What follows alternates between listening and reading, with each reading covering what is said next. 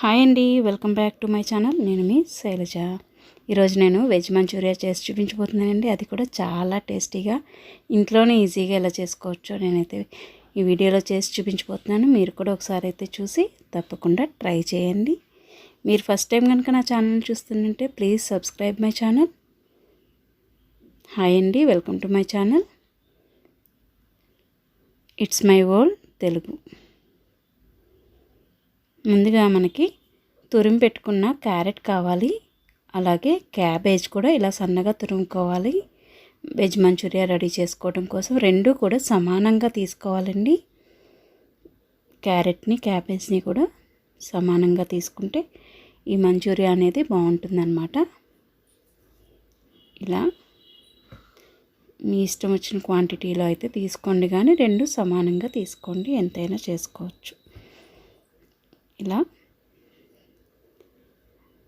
రెండింటినీ కూడా ఇలా సన్నగా తురుముకొని ఇలాగా వేసేసుకుని ఇందులో కొంచెం సాల్ట్ వేసి వీటిని బాగా కలిపేసుకోండి. వీటిల్లో నీరు బాగా ఉంటుందండి.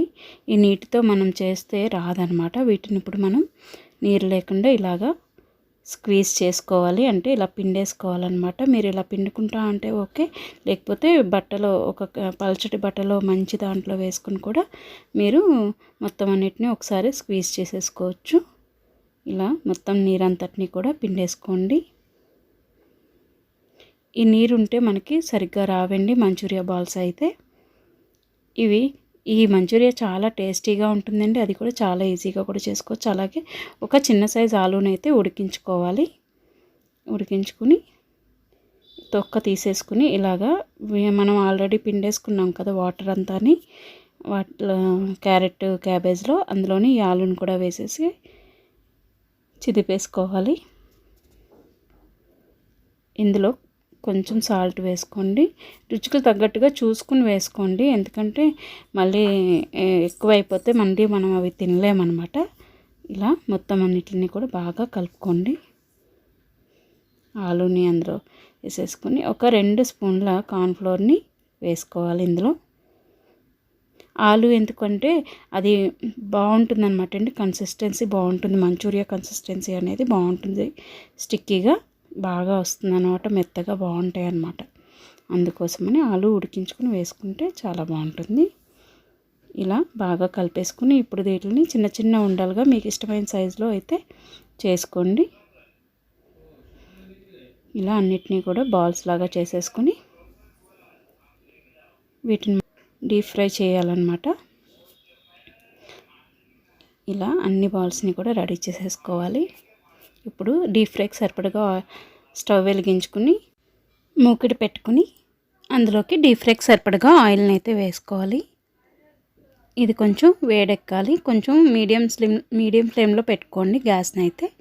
ఇప్పుడు కొంచెం ఆయిల్ వేడయ్యాక ఇలాగా మనం ఒక్కొక్కటిగా ఈ ఉండలన్నిటిని కూడా అందులో వేసుకోవాలండి. వేసిన వెంటనే మీరు అసలు కదపద్దు, వాటిని ఒక 2 మినిట్స్ ఆగి వాటిని ఇలా కలుపుకుంటూ ఇలాగా గోల్డెన్ బ్రౌన్ కలర్ వచ్చే వరకు అయితే వేయించుకొని తీసేసుకుని పక్కన పెట్టుకోండి. అన్నిటినీ కూడా ఇలాగే వేయించుకోండి. ఇప్పుడు స్టవ్ వెలిగించుకుని ఒక పెద్ద సైజు బాండి కానీ ముక్కడి కానీ ఏదైనా పెట్టుకుని ఇలాగా ఒక 4 స్పూన్ల ఆయిల్ని అయితే అందులో వేసుకుని కొంచెం హీట్ అవనివ్వండి. ఇప్పుడు మనం ఇందులోకి సన్నగా తరుక్కున్న వెల్లుల్లిపాయ రెబ్బల్ని సన్నగా తురుముకోవాలండి. ఇలాగా 1 స్పూన్ వెల్లుల్లిపాయ, 1 స్పూన్ అల్లం, 1 స్పూన్ పచ్చిమిర్చిని సన్నగా తరుక్కున్న పచ్చిమిర్చి వేసుకోవాలి ఇందులోకి. అలాగే 1 ఉల్లిపాయని ఇలాగ సన్నగా కట్ చేసుకున్న 1 ఉల్లిపాయ, అలాగే 2 స్పూన్ల క్యారెట్, తురుముకున్న క్యారెట్, 2 స్పూన్ల తురుముకున్న క్యాబేజ్ని వేసుకోవాలి. అలాగే మీ దగ్గర క్యాప్సికమ్ ఉంటే కూడా ఇవన్నీ కూడా హై ఫ్లేమ్లోనే టోస్ట్ చేయాలండి. అలాగే మీ దగ్గర క్యాప్సికమ్ ఉంటే కూడా వేసుకోండి, నా దగ్గర లేదు అందుకు వేయట్లేదు నేను. అలాగే ఒక 2 స్పూన్ల బీన్స్ని కూడా వేసి ఇలాగా ఒక 2 మినిట్స్ ఇలాగా ఫ్రై చేయండి. ఇప్పుడు ఇందులోకి మనం 1 spoon tomato sauce, 1 spoon soya sauce, 1 spoon vinegar,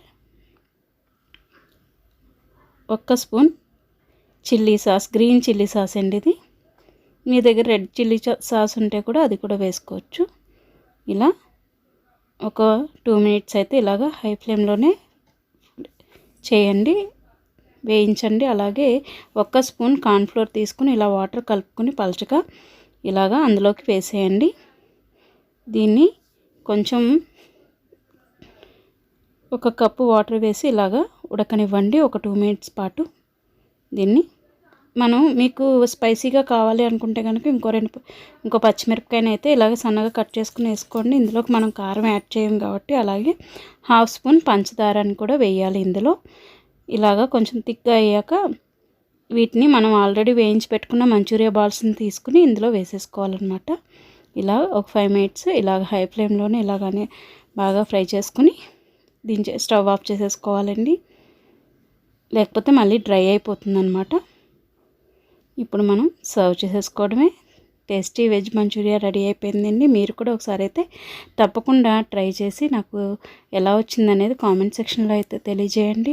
నేను మరిన్ని మంచి మంచి వీడియోస్ని అయితే చేయడానికి చూస్తానండి, ట్రై చేస్తాను. మీరు కూడా నన్ను ఇలానే ఆదరిస్తారని, నా వీడియోస్ని చూసి నచ్చితే మీరు ఖచ్చితంగా లైక్ ఇవ్వడం అయితే మర్చిపోకండి. నా ఛానల్ని సబ్స్క్రైబ్ చేసుకోవడం మర్చిపోకండి. For more recipes please subscribe my channel. నా వీడియోస్ కనుక మీకు నచ్చినట్టయితే లైక్, షేర్ అండ్ కామెంట్. నేను మీ శైలజ. Thanks for watching.